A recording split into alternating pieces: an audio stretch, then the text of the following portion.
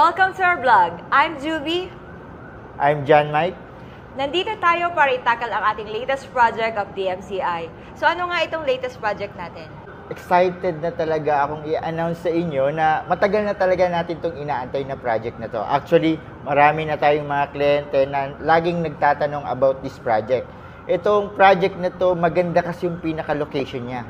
Saan nga ba ito? Located siya sa Quezon Avenue corner, Quezon Avenue corner, then West Avenue. Napakaganda ng location niya. Usually kasi si DMCI, yung mga condo natin, usually nakalocate siya sa 2 blocks away sa pinaka-sentro. Pero ito, nasa prime location siya, along Quezon Avenue, corner West Avenue. Bakit nga ba maganda mag-invest sa Quezon City? Ang location kasi, pagdating sa property, location is the key.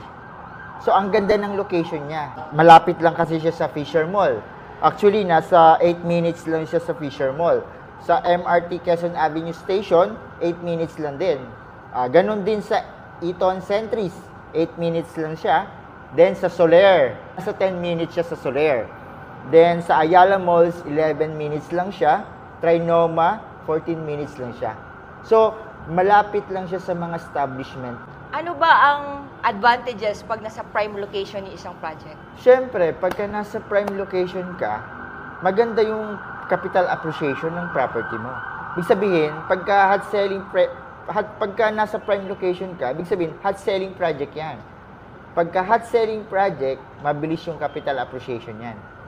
Maganda yung capital appreciation yan. So anong ibig sabihin ng high capital appreciation? O, nabili mo siya ng launching price, ma-maximize mo yung capital appreciation ng project o nung unit mo. Diba? Nabili mo siya ng mura, then sell high. Yung concept na gano'n, buy low, sell high. Ganon. So sino ba yung ating mga target market for this project? Ang isa sa mga target market natin dito sa project na to, na end use, yung mga starting family, yung bumubuo ng pamilya, tapos yung mga investors. At bakit nga ba maganda ito sa mga end user? Unang-una, transit-oriented yung ating project. Highly accessible sa lahat. So makakasave ka ng time, ng money. Bakit? Halimbawa, nagwo-work ka sa Trinoma or nagwo-work ka sa Centris. So, makakasave ka ng time dahil mabilis ka lang makapunta sa trabaho mo. Then, malapit lang din siya sa mga schools. Kanina, nasagot mo regarding sa end users. Yes. So, ngayon naman, ano naman yung benefits nito as an investor? Yun, as investor, pagka nakakita tayo ng ganitong property na maganda yung location, ginagrab agad natin na gusto natin makuha agad yung launching price. Kasi ang advantage nun, pagka nakuha mo siya sa launching price, so mataas yung ma-maximize mo yung capital appreciation niya nga. So mataas din yung rental yield dito. Pagka nasa magandang location ka, probably, so maraming uupa dahil nasa prime location yung property. So mataas yung rental yield dito. At isa pa, ang kagandahan dito kay DMCI, yung flexible payment terms nila or natin. Hindi ka naman maglalabas ng spot dito na malaki 20,000 lang reservation fee. Then, next month, yun na yung starting ng monthly mo. Payable siya in, let's say, 5 years. Payable siya in 60 months. So, staggered payment tayo lagi. Wala tayong spot cash na required. So, mas investor, advantage sa akin yon na ang gagawin ko, maleleverage yung spare money ko, magagamit ko pa sa ibang investment. Dahil maganda to for leveraging, no? Maganda to para sa portfolio ng iyong mga properties. Ano nga ba yung mga advantages natin kung mag-invest tayo sa DMCI Homes? Quality kasi talaga ang gawa ni DMCI. Dahil tayo na rin yung sa construction. Wala tayong subcon, kumbaga, makakatiyak tayo na hindi tayo tinipid ni DMCI. Kaya kung mapapansin mo, lahat ng ating gawa na project, quality. Hindi siya tinipid. Yung pagdating sa amenities, isa pa yon. Yung ating amenities, inspired siya. Yung ating mga amenities, world class kahit yung ating mga facilities sa gym.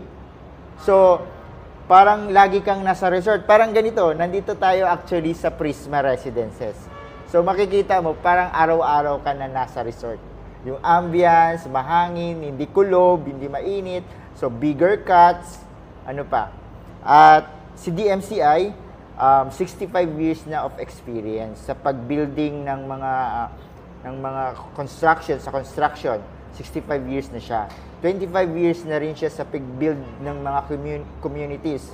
Tapos, si DMCI, at isa pa, si DMCI yung kauna-unahang developer na nabigyan ng pinakamataas na license, yung quadruple A. So, when it comes to turnover, ano yung masasabi natin pag DMCI ang may gawa?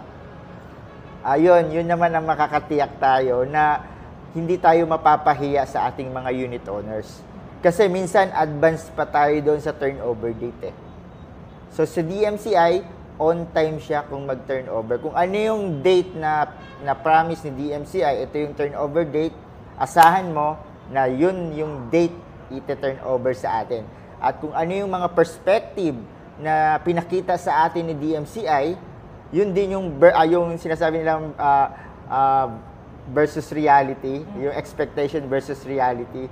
Kung ano yung ine-expect mo, yun talaga yung reality. Kagaya nito, kung ano yung perspective na binigay sa atin, yun din yung i-deliver sa atin ni DMCI. At isa pa, yung ating trademark ni DMCI, kung napapansin nyo, merong mga malalaking butas si DMCI. Yan yung tinatawag natin na Sky Patio, yung Lumivent technology. Kagaya ngayon, lalo na ngayon, sobrang init. So pagka nasa condo ka, hindi mo masyadong mararamdam yung init ngayon ng panahon. Dahil nagkakaroon tayo ng ventilation sa building. So, nakakahinga yung building, kumbaga. So, nagkakaroon ng ventilation ng hangin, maganda yung flow ng hangin, meron kayong natural air, meron kayong natural light, at makakatipid ka sa kuryente actually. Gaya ng, di ba, nasa condo tayo nakastay. So, bubuksan mo lang, maglalagay ka lang ng screen door, then bubuksan mo lang yung balcony. Maganda na yung flow ng hangin, makatipid ka. Yun. At makikita mo, napaka-generous si DMCI, di ba? Biruin mo yung malaking butas na yon. Actually, ilang million pa yon na pwede niyang igawa na unit. Sinacrifice. Million pa yung sinacrifice ni DMCI doon para magkaroon lang ng healthy community. Yung ating building magkakaroon ng magandang ventilation. So, yun. Yun, maganda yung ating Sky Patio. Yun yung pinaka-trademark ni DMCI pagdating sa building. Okay, good to know. Sa Summit Map, Sir Mike, ano yung gagawin ng ating kliyente kung interesado sila sa project na to? Sa ngayon, ina-announce pa lang natin na meron tayong project na maganda yung location along Quezon Avenue, corner West Avenue. So, wala pa po tayong complete details ng project. Yung price list, wala pa rin. Siguro ang gagawin natin, mag-a-update na lang kami ulit dito sa page namin, sa next vlog namin, kung kailan yon, kung meron ng official na date, launching date, sasabihin namin sa inyo. Siguro ang gagawin natin ay mag-message po muna kayo kung if ever interested kayo sa project na to, please message us. Ngayon, pwede nyo pong mag-leave po kayo ng message, your contact number, your email address. Yun, para ma-update namin kayo lagi sa kung may bagong info about the project. Ayan. Thank you for your time, everyone. I am Juby Bingayan, your property consultant of DMCI Homes. I'm John Michael Lachica, DMCI Homes in-house sales manager. We will update you soon.